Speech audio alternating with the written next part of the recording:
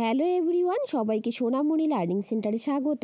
আজকের ভিডিওতে আমি নিয়ে এসেছি প্রথম পর্যায়ক্রমিক মূল্যায়ন 2025 ষষ্ঠ শ্রেণীর ইতিহাসের একটি নমুনা প্রশ্নপত্র, অর্থাৎ একটি সাজেশন। এবারে তোমাদের পরীক্ষা থাকবে 30 নাম্বারের এবং সময় থাকবে 1 ঘন্টা। এখানে যে প্রশ্নগুলো রাখা হয়েছে প্রত্যেকটা প্রশ্ন ভেরি ইম্পর্টেন্ট।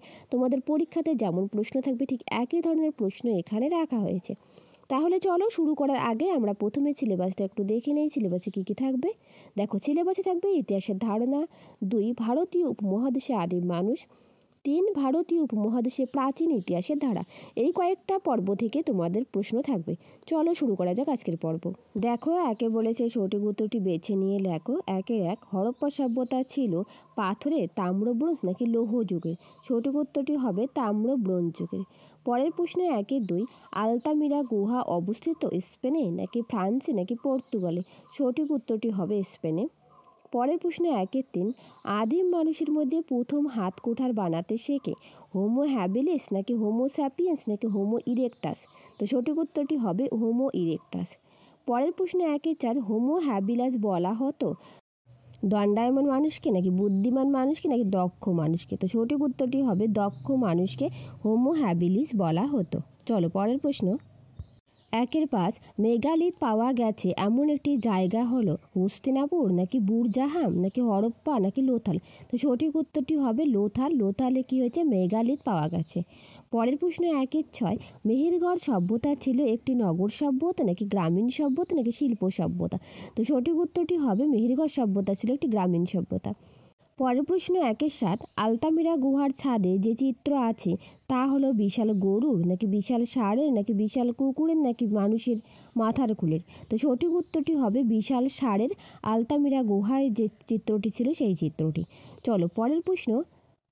এরপর দেখো 2 নিচের প্রশ্নগুলির উত্তর দাও যে কোনো 10টি প্রশ্ন। 2 মেহেরগড় সভ্যতা আবিষ্কার কে করেন? উত্তর ফরাসি প্রত্নতাত্ত্বিক জা ফাসোয়া জারিস মেহেরগড় সভ্যতা আবিষ্কার করে। পরের প্রশ্ন 2 এপ কি? উত্তর আফ্রিকার পূর্বাংশের ঘন জঙ্গলের লেজবিহীন বড় বানরকে এপ বলা হতো। পরের প্রশ্ন 2-3 কত খ্রিস্টাব্দে ভীমবেটকা গুহার খোঁজ পাওয়া যায়? উত্তর 1957 খ্রিস্টাব্দে ভীমবেটকা গুহার খোঁজ পাওয়া যায়।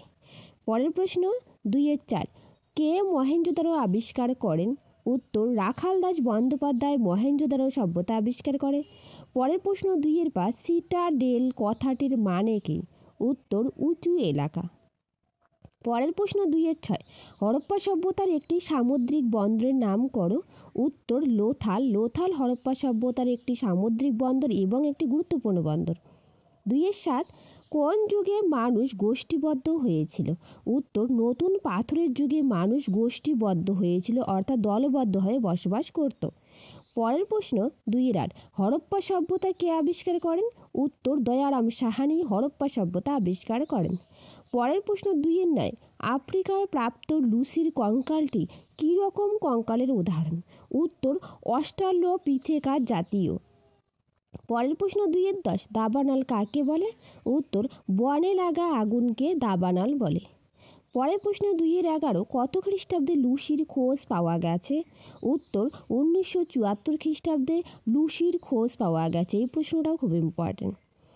এরপর দেখো 3 নিচের যে কোনো 2টি প্রশ্নের সংক্ষিপ্ত উত্তর দাও। 2 নম্বর করে থাকবে। 3-1 সিটাডেল কি?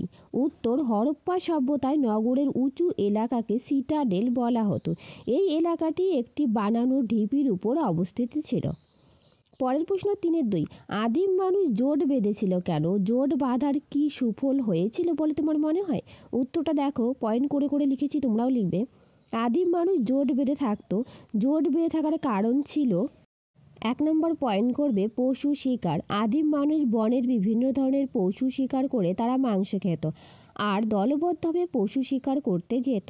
2 আত্মরক্ষা। আমি বি করে লিখেছি, তোমরাও লিখবে। মানুষের ছিল জীবজন্তুর ভয়, তাই তারা দল বেঁধে থেকে অন্য পশুর আক্রমণ থেকে নিজেদের রক্ষা করতে পেরেছিল। আমি 2টো কারণ দিয়েছি। তারপর দেখো জোট বাঁধার ফল। জোট বেঁধে থাকার ফলে আদিম মানুষের অনেক লাভ হয়েছিল, যেমন তাদের মধ্যে সামাজিকতা ও বিভিন্ন সামাজিক গোষ্ঠী গড়ে ওঠে। 2 অনেকের মধ্যে নেতৃত্ব দেওয়ার ক্ষমতা গড়ে ওঠে। 3 বিভিন্ন জীবিকার উদ্ভব হয়। তাহলে তাদের জোট বেঁধে থাকার অনেক সুফল হয়েছিল, আমরা দেখতে পাচ্ছি। চলো পরের প্রশ্ন। এরপর দেখো 3 কিভাবে মানুষ আগুন জ্বালাতে শিখেছিল? উত্তর, প্রাণীদের মধ্যে একমাত্র মানুষই আগুন জ্বালাতে ও ব্যবহার করতে পারে। প্রথম দিকে তারা বনে লাগা আগুন, দাবানল বা অন্যভাবে জ্বলে ওঠা আগুন দেখত। কোনো এক সময় তারা জ্বলন্ত গাছের ডাল গুহায় নিয়ে আসতো এবং তা নিভতে দিত না। এইভাবে হঠাৎ একদিন পাথরের হাতিয়ার তৈরি করতে গিয়ে চকমকি জাতীয় পাথরের ঠোকাঠুকিতে আগুন জ্বালিয়ে ফেলে। এভাবেই তারা আগুনের ব্যবহার শিখেছিল। আবার অনেকে মনে করেন শুকনো কাঠে কাঠ ঘষে তারা আগুন জ্বালাতে শিখেছিল। এইটুকু লিখবে 2 নম্বরের জন্য। চলো পরের প্রশ্ন 3-4। টিকা লেখো হরপ্পা সভ্যতার লিপি। উত্তর, হরপ্পা সভ্যতার অধিবাসীরা লিখতে জানতেন, তবে তাদের লেখা যে লিপিগুলি পাওয়া গেছে তা পড়া যায়নি। পড়া গেলে এই সভ্যতার অনেক অজানা ইতিহাস জানা যাবে। হরপ্পা সভ্যতার লিপিতে 375 থেকে 400টির মতো চিহ্ন বা সংকেত আছে। এই লিপিতে সম্ভবত বর্ণমালা ছিল না, এই লিপি ছিল সাংকেতিক লিপি। এই লিপি ডান দিক থেকে বাঁ দিকে লেখা হতো। হরপ্পা সভ্যতায় পাওয়া সিলমোহর, তামার ফলক, মাটির পাত্র, ওয়া সিলমোহর, তামার প্রভৃতির উপর লিপি পাওয়া যায়। চলো পরের প্রশ্ন 3-5। লুসি কি? উত্তর, 1974 সালে আফ্রিকা মহাদেশের ইথিওপিয়ার হাদার নামক জায়গায় অস্ট্রালোপিথেকাস মানুষের একটি কঙ্কালের কিছুটা অংশ পাওয়া যায়। 32 লক্ষ বছর আগে এই কঙ্কালটি আসলে একটি ছোট মেয়ের, যার নাম রাখা হয় লুসি। সেই থেকে প্রত্নতত্ত্বের ইতিহাস লুসি অত্যন্ত পরিচিত নাম হয়ে ওঠে। চলো পরের প্রশ্ন 3-6। আদিম মানুষ যাযাবর ছিল কেন? উত্তর, আদিম মানুষ প্রথম দিকে খাদ্য উৎপাদন করতে জানতো না। তারা ছিল খাদ্য সংগ্রাহক। পশুপালনও তাদের জানা ছিল না। শিকার করে ও ফলমূল সংগ্রহ করে তারা পেট ভরাতো। তাই খাদ্যের সন্ধানে আদিম মানুষকে এক জায়গা থেকে অন্য জায়গায় ঘুরে বেড়াতে হতো। ঋতু পরিবর্তনের সঙ্গে সঙ্গে বিভিন্ন জায়গায় বিভিন্ন ফলমূল জন্মাতো, ফলে তাদেরকেও ঋতু পরিবর্তনের সাথে সাথে স্থানান্তর করতে হতো। তাই আদিম মানুষ যাযাবর ছিল। এইটুকু লিখে দেবে। চলো পরের প্রশ্ন। পরের প্রশ্ন 4-এর দাগ। নিচের যে কোনো 2টি প্রশ্নের সংক্ষিপ্ত উত্তর দাও। 4-1। ভীমবেটকায় কী পাওয়া গেছে তা অতি সংক্ষেপে লেখো। উত্তর, মধ্যপ্রদেশের ভোপাল থেকে কিছু দূরে বিন্ধ্য পর্বতের জঙ্গলে ভীমবেটকায় অনেকগুলি গুহার স্থান পাওয়া গেছে। এই গুহায় পুরনো পাথরের যুগে বসবাসকারী আদিম মানুষরা অনেক ছবি এঁকেছে। দেখো কি কি ছিল। 1, এই ছবিগুলি প্রায় সবগুলি শিকারের ছবি। ছবিগুলিতে আছে নানা রকমের বন্য পশু, পাখি, মাছ, কাঠবিড়ালি, কুকুর প্রভৃতি। 2, ছবিগুলিতে দেখা যায় মানুষ এক বা দল বেঁধে শিকার করছে। 3, ছবিগুলিতে দেখা যায় হাতে ও পায়ে গহনা ও কারো মুখে মুখোশ। হাতে ও পায়ে গহনা ও কাপড়া আছে। এইসব তারা দেখতো। চলো পরের প্রশ্ন। এরপর দেখো 4-2। টিকা লেখো মহেঞ্জোদারোর স্নানাগার। উত্তর, মহেঞ্জোদারোর স্নানাগারটি আয়তন ছিল লম্বায় 180 ফুট, চওড়ায় 108 ফুট এবং উচ্চতায় 8 ফুট। স্নানাগারের চারপাশে সিঁড়ি ছিল। স্নানাগারটি ছিল আয়তাকার। এর মাঝামাঝি অংশে একটি বড় জলাশয় ছিল। জলাশয়টিতে অতিরিক্ত জল বার করার এবং জল ঢোকানোর ব্যবস্থা ছিল এবং জল পরিষ্কার করারও ব্যবস্থা ছিল। এই প্রশ্নটা খুবই ইম্পর্টেন্ট। যে প্রশ্নগুলো রাখা হয়েছে প্রত্যেকটা প্রশ্ন ভেরি ভেরি ইম্পর্টেন্ট, তোমাদের পরীক্ষাতে আসবে। তার সাথে বলে রাখি, তোমাদের যদি ভিডিওটা ভালো লেগে থাকে একটা লাইক, শেয়ার অ্যান্ড কমেন্ট করবে। চলো পরের প্রশ্ন 4-3। হরপ্পা সভ্যতায় পাথর ও ধাতুর কারিগরি শিল্প সম্পর্কে যা জানা লেখো। উত্তর, হরপ্পা সভ্যতার কারিগরি শিল্পে পাথর ও ধাতু দুইয়েরই ব্যবহার হতো।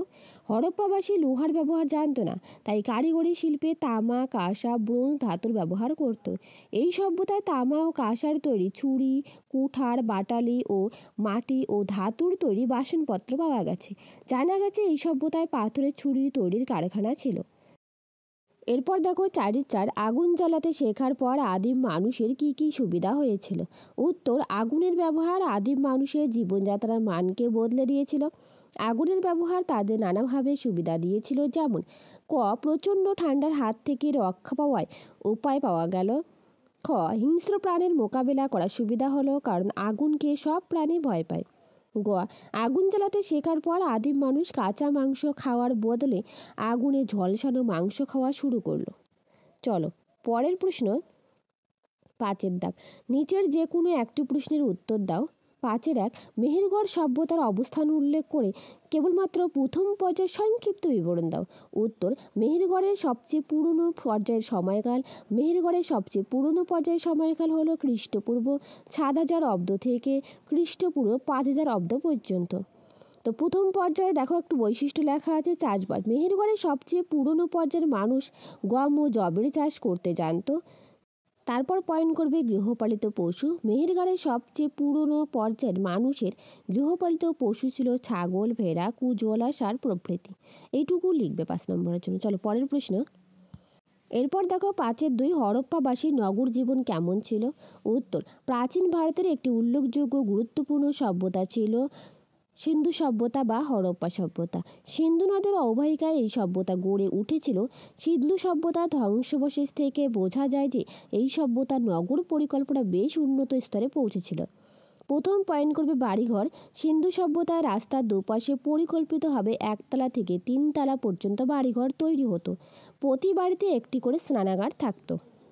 তারপর পয়েন্ট করবে রাস্তাঘাট। সিন্ধু সভ্যতার আরেকটি বৈশিষ্ট্য হলো এর চওড়া, সোজা ও পাকা রাস্তাঘাট। মূল রাস্তা থেকে গলিপথগুলি বের হতো। পরের পয়েন্ট করবে পোড়া ইটের ব্যবহার। সিন্ধু সভ্যতার মানুষরা রোদে শুকানো ও আগুনে পোড়ানো 2 ধরনের ইটই বাড়ি তৈরি করার কাজে ব্যবহার করত। নেক্সট পয়েন্ট, পয় প্রণালীর ব্যবস্থা। সিন্ধু সভ্যতায় জলনিকাশির জন্য উন্নত পয় প্রণালী ব্যবস্থা গড়ে তোলা হয়েছিল। তো এইভাবে তোমরা পয়েন্ট করে করে প্রত্যেকটা প্রশ্ন লিখবে। পয়েন্ট করে করে লিখলে নাম্বারটা খুব ভালো আসে। তাহলে আজ এই পর্যন্ত। দেখা হবে নতুন আরেকটা ভিডিওতে। যদি তোমাদের ভিডিওটা ভালো লেগে থাকে একটা লাইক, শেয়ার অ্যান্ড কমেন্ট করবে। Thank you everyone.